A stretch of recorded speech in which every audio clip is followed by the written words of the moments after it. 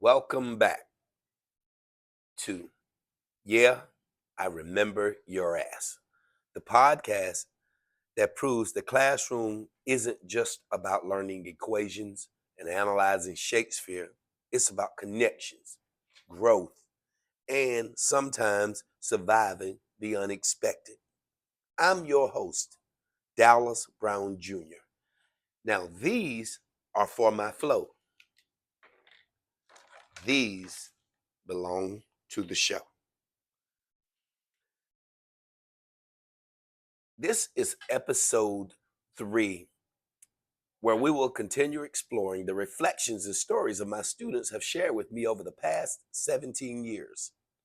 Today's theme is about expecting the unexpected and why it stands out. Their quirks, their teaching styles, and how they learn to imprint, how they leave an imprint that lasts long after graduation. I'll be diving into some notes from my students who shared their unfiltered thoughts about what made the classroom tick, the highs, the lows, and everything in between. These aren't just reflections on me as a teacher, they're insights into the unique magic and occasional madness of education itself. Let's start with a note from one of my students who I'm happen to have had 3 of his 4 years in high school. This note was from his first year, I believe, maybe his second. And it reads, Mr. Brown's computer, I was teaching computer applications class at the time. Computer application class in first block has recently become an opportune time for me to catch up on my sleep that I didn't get the night before because of my extensive knowledge on how to type. I came to bear the oh so harsh label in this classroom of the computer whiz. Although most of my classmates only know how to use a computer to steal music and log on to Facebook, I do not feel that I deserve to be placed in such high pedestal. At the first of the year, I grew very bored of repeated copying documents into Microsoft Word. I was pretty thrilled when we started using databases. However, the databases was short-lived. It soon became uninteresting as well. Tedious work to fill in 41 columns with varying numbers. And since none of it was ever graded, he felt like, I ceased to work on them and instead used the internet to relieve stress through game-like material. But soon, our class became known as by the lab teachers as the room where everyone plays games. We were repeatedly chewed out about our immaturity, and all the games were banned. But the bans didn't last very long. In no time, we discovered the wonderful thing called a proxy that gives you unlimited access to the internet. With this newly discovered proxy at our disposal, the students and I began to branch out and find new ways to bend the rules and regulations. The school had put over out internet we used. They put the internet use on hold. We visited YouTube music sharing sites regularly, most just to spite our administrators, because what kids enjoy having rules. After a few weeks of doing pretty much anything we wanted, one of our less intelligent peers did something stupid and saved a proxy to his computer. This was the administrator's chance to get revenge on the evil and disobedient children. They proceeded to lock the unsuspecting student out of his account of his computer and came down to the room to brag about it. As the teachers believed, this shocked the students into submission, and we became the new generation of law-abiding computer app students. We got on our computers every day in fear that we would be locked out because of our sins of the past. However, this was not the case. And as the students approached the end of the semester, they were given a project, but not just any project. The students were given the easiest project in the entire world. However, between the anti-technology rednecks and the kids more interested in charging their phones This soon became a project equal to living out in the apocalypse. Most students finished in a nick of time, but many fell behind due to the pretty girl a few seats over, or the game that was on last night, or just has to be discussed in detail. Then that one fateful day arrived when the student had to present their work. For a few, this was just too much as they stood there in silence as many eyes looked upon them. As the silence endured, the slides were speedily clicked by. A few managed to stand up and spout off their copy and pasted work, but only one girl had the passion and reason to stand up and say what needed to be said on that fateful day. Uh, so he was a really, really intelligent young man. He stands out to me. I still can see his face right now. He was one of those game changers. Every time the system came up with a challenge, he always had a way. Hey, I think I can get around this. And I'm like, hey, bro, you're gonna lose your computer privilege. He says, I'll get them back. So he was one of my favorites. A wonderful young man. Haven't seen him in a long time. So I hope he watches. I've been posting and pushing out for the kids that I'm trying to read their letters on the site to make sure that they're paying attention and capture some of this. So let's move right along to the next one. This lady, she says, I love you to Mr. Brown, aka Cupcake, always and forever sweet. Dear Mr. Brown, this class was very fun. I learned a lot of things that I didn't know. I learned about databases. They part that part had to be the most boring thing ever. I didn't enjoy that part so much. I did, however, enjoy cracking the code with the proxies. Ha ha. I guess I am the proxy queen. Mr. Brown.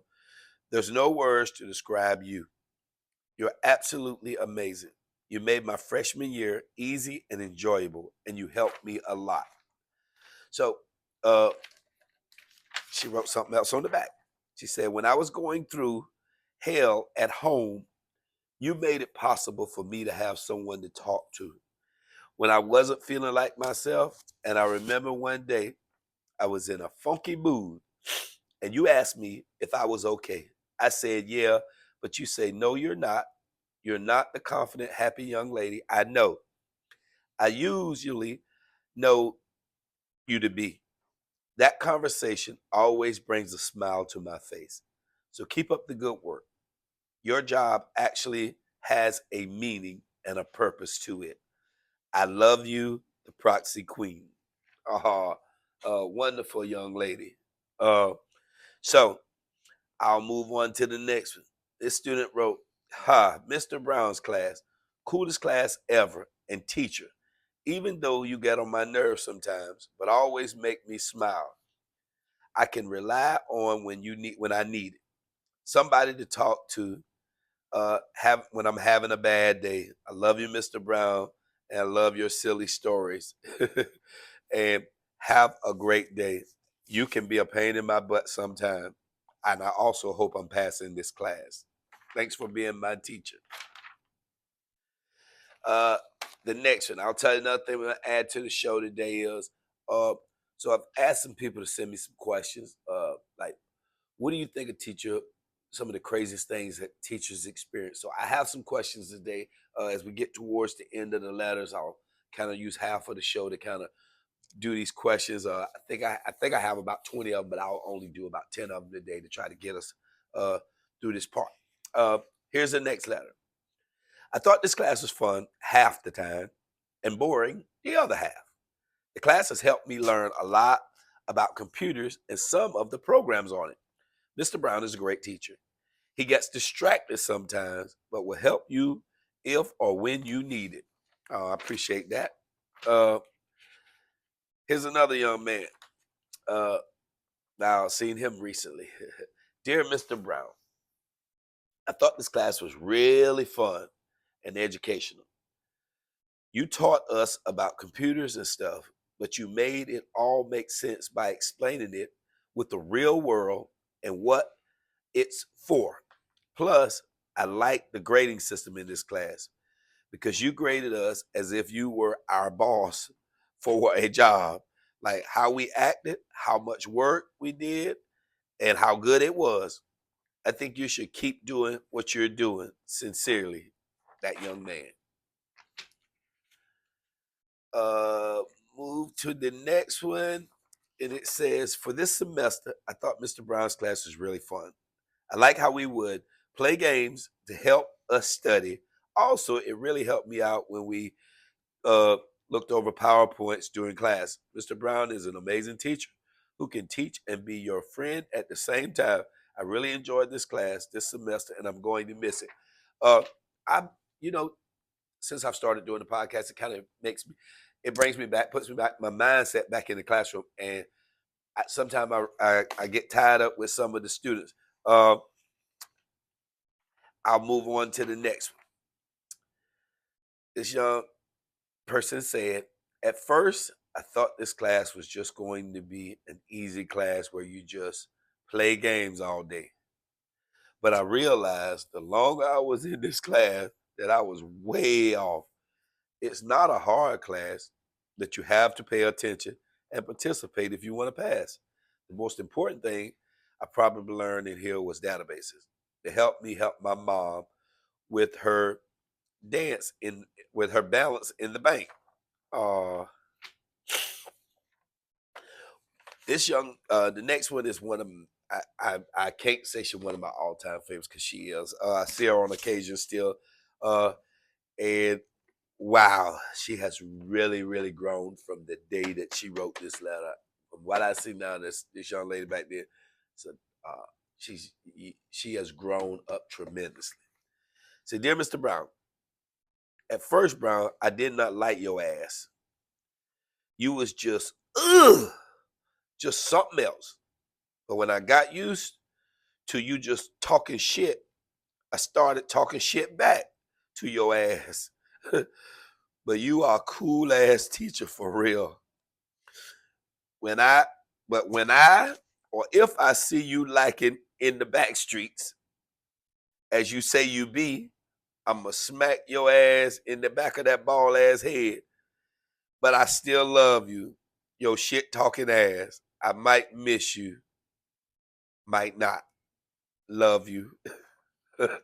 So some kids have some strange way, but this I can't emphasize enough of how some people just they change themselves, and I'm gonna make sure that she's looking at this episode so that she might even break a little tear from who she is now. Uh, and moving along, some kids they write a paragraph, some kids write you two words, some kids write you 3-4 sentences. It was pretty good. It was a pretty good class, and you're a pretty cool teacher. I'll most likely take your other class uh, in like maybe 1 or 2 years when I'm a junior or senior. This was a freshman.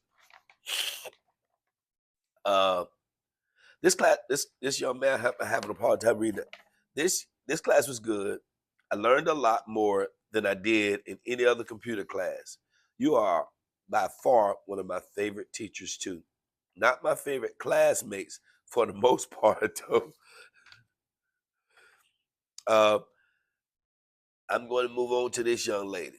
Uh, this young lady, I see her often.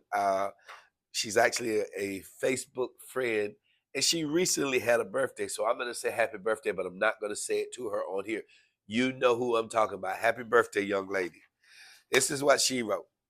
Oh, and you know, as a kid, don't let kids find out what your first name is as a teacher. Your first name should be Mr. or Mrs. That's it. But because they find out what your first name is, they will wear it out. So this young lady said, to Dallas. That's my first name. She said, to first start off, I really enjoyed being in your class this semester. Even though I dislike some of my classmates, I still managed to make it. But finally, the time in your class and this school have come to an end. Don't worry, I'll be back to visit you oh so soon. That's enough about the class. Let's get on to your shaky ass. Just playing. But you, mad cool. I loved having you as a teacher, Ain't too many teachers here you can be yourself around besides you and Ida. Uh, but you was always tight when you wanted to be. But I ain't gonna talk junk at this time. I guess I can be nice today. Lots of love. Oh, and happy birthday again, young lady. Uh, this young lady here, I'm gonna say it this way so she'll know who I'm talking about. She was a twin. I had one of the twins in my class. And I'll read what this is her. She says, in many different ways, this class was beneficial to me, and all uh, it all didn't have to do with computers. As a whole, this was a pretty good class. Of course, we all had our days, but in the real, I was very appreciative. Mr. Brown was definitely not like any other teacher I had before. Although he may do things you don't like, in the end, he is only trying to help you and keep you out of trouble. I've had my days where Mr. Brown may get on my nerves, but I've also had my days where I appreciate him so much. Sometimes he does just give us busy work and talks for no reason, but he just does his job and he wants to help and loves the game of basketball just like I do. So you gotta love him. P.S. You're right about, I ain't gonna mention his name. You know what I'm talking about. Love you, Mr. Brown. Okay, so now I'm gonna transition over to uh, a part of the show that I was telling you guys earlier about. I submitted some questions out for people to tell me what do you think some of the craziest things. So it really got interesting. It really got interesting. Some of the questions they asked. And I'm gonna read the questions and I'm gonna try to answer them as best I can for you all. So here's a couple. So the first question was, what is the funniest excuse a student ever gave you for not doing their homework? I'm going to answer that question by saying I don't have no funny excuses about homework because I never gave homework. I'm not giving kids homework. That's some shit to go home and have their parents do. Uh, and I'm not, parents got a job, and I'm not going to send the kid home with a whole bunch of extra work to do busy work. So I never gave homework, and that was one thing kids will remember that about me, man. Mr. Brown didn't give you no homework, but I wasn't going to do that. That was question number one. So number two, did you ever have a student who was too smart for their own good? Shit, I could probably say about 98.8% of them were too damn smart for their own good. Uh, when you are when you are 14 to 18 years old, I used to tell the kids all the time, you know everything. So why don't you go ahead and start your life today before you forget it all? Uh, so I had some kids. Uh, I'm gonna put this young man. He was just too smart for his own good. I said, uh, you can go to the bathroom. So he had this problem. Every time I tell him to the bathroom, he go across the street to the McDonald's. I said, okay. I said, I'm gonna tell you, you're gonna get caught across that street to McDonald's, or something gonna happen, and you're gonna have a problem on your hands. Well, lo and behold, he goes across that street to McDonald's, and guess what happened? School going to lockdown. Now he's trying to get back on campus. Well, the deputy, the principal, all of them catch him coming back on campus. Sent him home for a couple of days. So he was absolutely too smart for his own good. So, oh my God, what's the most chaotic thing that's ever happened during a parent-teacher conference? Well, I've had a parent call me a liar about their kid. I don't lie on kids. Shit, I tell the truth. Uh, whatever it is you do, I bring it to their attention. Uh, so, uh, but I've had a parent to tell me that that's not who my kid is. I say, well, that might not be who your kid is at home, but this is who they are when they come here. And most parents don't understand their kids are not most of the time who they are when they're with them. They're different persons, like in anything. Uh, you could give the attention to one of your old students right now, who would it be? He's going to come on the show soon, so I'm going to go ahead and put his name out there. Fabian, if I could give him the attention, I'd give it to him right now. He knows who I'm talking about. Uh, Oh, wow. What's the most ridiculous thing you've ever confiscated from a student? Uh, well, I so I had some girls fighting. Uh, I get one young lady to pull away. I noticed the other lady's bending down getting something out of her sock, and I'm like, wait a minute, what is she pulling out of her sock? She pulls out mace. So she comes towards the girl. I turn the girl around, and as I do, I turn back, and she maces me in the face. Uh, so now I can't see, and they still fight, and ain't got no help there yet. But the help finally showed, bailed me out. I ain't gonna tell you who my help was because he would die to hear me say this. I'm not saying it. No, sir, you're not gonna get that out of me, sir. Uh, uh, uh okay, here goes some more. Uh, so what's the most surprising thing a student ever wrote about you or your teaching style?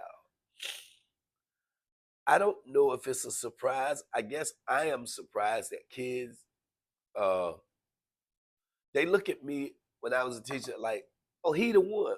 But really, I just did what I would want somebody to do for me when I was a teacher. Uh, just hear me out, let me have a voice, correct me when I'm wrong, but allow me to move on.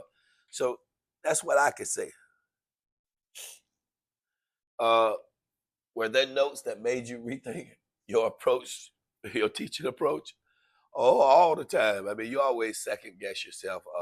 Had a wonderful teaching mentor who told me once, I don't care, Dallas, if it's 1 day left in the semester or 100 days. Don't be afraid to start over. So that stuck with me more than anything. Sometimes you might have the whole lesson plan you done wrote out. You think, man, this is gonna go over well, and you get in that classroom, and all of a sudden that thing don't. This ain't what I should have been doing. You got to throw that in the trash and regroup and start over. And you can't be afraid to throw it all away and start over. Uh, Says, what is a reoccurring theme in the notes that you're proud of? I think more than anything else is the love that the people share for me and how much they felt like, man, he was exactly who he was. They would see me in the streets or anywhere, and they always say, man, Mr. Brown is always the same guy, no matter where you see him at the basketball game, he's in the classroom, he's at church, he's at the mall, wherever they saw me at. They knew one thing about me. I was always gonna keep it 100. Uh, and they knew this. If you was an idiot at school and I ran into you and your mama and your daddy around Walmart, the the Family Dollar store, the grocery store, and I just found out that's who your parent was, I was gonna ask your parent, that's your boy, that's your daughter. Do you know what kind of idiot that is? Uh, from 8:30 to 3:30, you know what kind of idiot that is? And parents look at their kids like, I have no idea my kid was an idiot, but sometimes your kid's an idiot. Uh, I got some of my own kids. Uh, Says, did any students write about how your teaching impacted their lives beyond the classroom? Oh, I often hear this. So, as a military guy, one of the things I used to try to do was, uh, and I received a teacher award for military from the recruiters because when I saw kids headed off in the wrong direction, I was like, okay, I know who I was when I was a student, and I know the one thing that I could give credit for that changed my life was going in the military. Gave me an opportunity to have discipline, to learn how to develop and grow, and be a good stand up, honest, forthright person that I could be. Uh, so I would encourage them if they were lost and didn't have, hey, go in the military. You only got to stay 4 years. You come out, you've matured, you're ready to go to college. They're going to pay for you to go to college after 4 years. You can't lose in that situation. Uh, you're going to get a check while you're in college. So I always try to encourage them to do that through the military. And when I saw that they were off balance or they was going in the wrong direction. So some of them took my advice. I see them, some of them now still serving in the military, and I'm proud of all of those and appreciate their service. Uh, uh, I am going to end on this. This is the last question I'll ask, and I'll save some more for next time around. It says, were there any notes that made you emotionally or deeply moved? I pulled out a note going through these notes last night of one of my students, and he passed. Uh, and just reading his note kind of touched me, gets me a little emotional. I was going to read it today, but I said I'm not going to do that because I'm not going to be on my podcast sitting up here with tears in my eyes. I can't do that. However, uh, these children will definitely make you emotional. I've attended the funerals for numerous of my students, and I'm telling you, it is never ever a pleasant feeling to see the parents of those children. It's almost like it rips your heart out. So you want to go home and hug your children and go back to school the next day and hug everybody else's child. Uh, but as a teacher, you cannot emotionally remove yourself from the situation. You are in it, and you will be in it to stay. That's just these kids are yours from now on. So uh, that's it for episode 3 of Yeah, I Remember Your Ass, hosted by the one and only Dallas Brown Jr. These stories remind me of the unique bond between teachers and students, the moments that stick with us, the lessons that shape us. Thank you for tuning in and walking this memory lane with me. If you're enjoying these episodes, make sure to subscribe, share, and drop a review.